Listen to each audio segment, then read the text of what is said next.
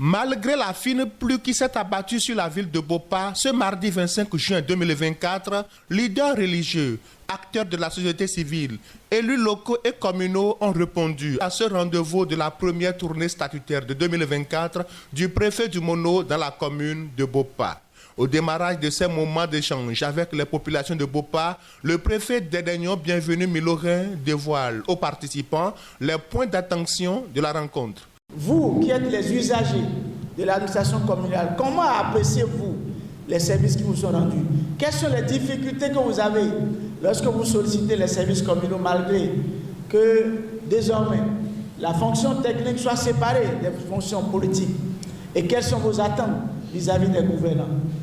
Voilà un tant soit peu les points d'attention qui vont meubler nos échanges que j'espère vraiment fructueux. Un rendez-vous de vérité, de donner et de recevoir. Et puisqu'il s'agit d'un rendez-vous de vérité, c'est donc sans langue de bois que le maire de Bopa, Abel Djossou, a fait part au préfet du Mono de ce qui fâche aussi bien les administrés que les conseils communaux à Bopa. Il y a des choses qui fâchent à Bopa, surtout le lotissement et surtout à Lobogan, où on dit que c'est le maire qui a bloqué.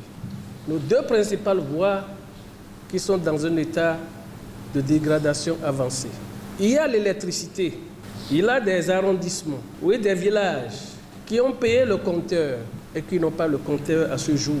Il y a des villages où des poteaux sont installés, le fil n'est pas passé.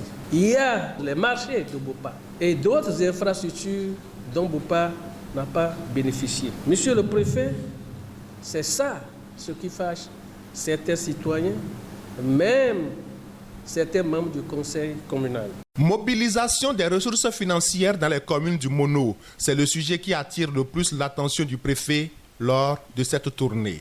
Et malgré l'indisponibilité du régisseur de Bopa, durant 3 mois, le secrétaire exécutif Bio Issa Simé a pu mobiliser pour le premier semestre de cette année 112 millions de recettes, soit 16 millions de plus que l'année passée à la même période, et il aurait pu faire mieux si tous les conseillers communaux de Bopa payaient leurs impôts. Sur le plan d'accompagnement, il n'y a pas de problème, mais payer eux-mêmes leurs impôts, c'est un problème. C'est un problème que nous vivons. Ils sont là. Mais s'il s'agit de nous accompagner pour aller prendre sur les zones, ça là, ils ne disent pas.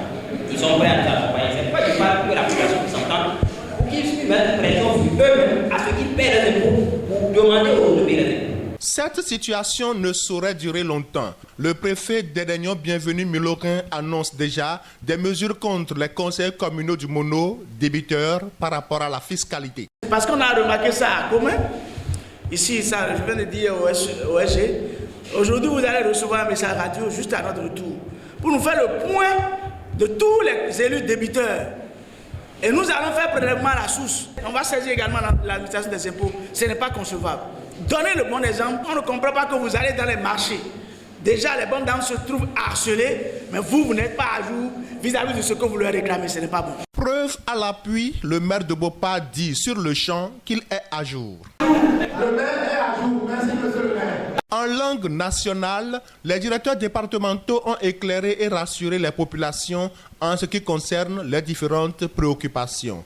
À la fin de la séance, le préfet du Mono a salué la veille citoyenne des acteurs de la société civile de Bopa pour rendre plus efficaces les services déconcentrés de l'État dans cette commune. Plusieurs services déconcentrés ont témoigné des pressions que vous menez pour attirer l'attention sur tout ce qui va mal ou ne va pas bien.